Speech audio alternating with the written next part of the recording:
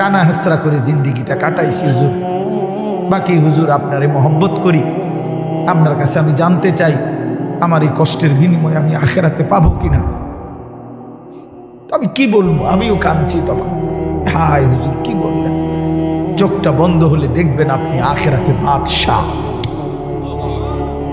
ইনশাআল্লাহ আমি বললাম আপনি দেখবেন আপনি বাদশাহ, আপনি বাদশাহ। যারা আপনার এই দুনিয়াতে মূল্যায়ন করে নাই সেদিন তারা আফসোস করবে, আফসোস করবে।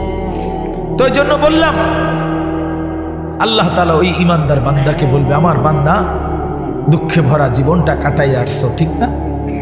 খুব কষ্ট পাইছো আমার বান্দা দুনিয়াটা, কিন্তু আল্লাহর কসম শুনেন নবীজি বলছে ওই ইমানদার বান্দা সে তখন আল্লাহ পাককে বলবে, আয় মাওলা, আল্লাহর কসম মাওলা, জীবনে হায়াতে দুনিয়ার জীবনে দুঃখ কি জিনিস আমি কোনোদিন দেখি নাই।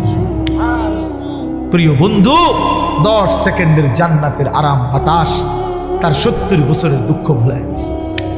ছেলেরা বন্ধু তোমরাও মনে রাখো, বা আমরা 200 কোটি মুসলমানও যদি খোদার কসম রাত দিন যদি আমরা মেহনত করি দুনিয়া অর্জনের জন্য, পরিশ্রম করি, মাথার ঘাম পায়ে ফেলে যদি আমরা দুনিয়ার কর্ম সবাই মিলে করি, দিবানিশি 200 কোটি মুসলমানে মিলে কেউ অলসতা না করে, তারপরেও আল্লাহর কসম, রব্বে কাবার কসম, কাফের বেঈমানদের সমান সমপরিমাণ দুনিয়া আমাদের মিলবে না।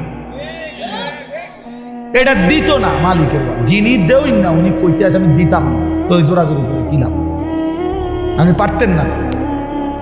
আল্লাহ বলছে আমি বান্দা আমি দেব না, আমি মোমেন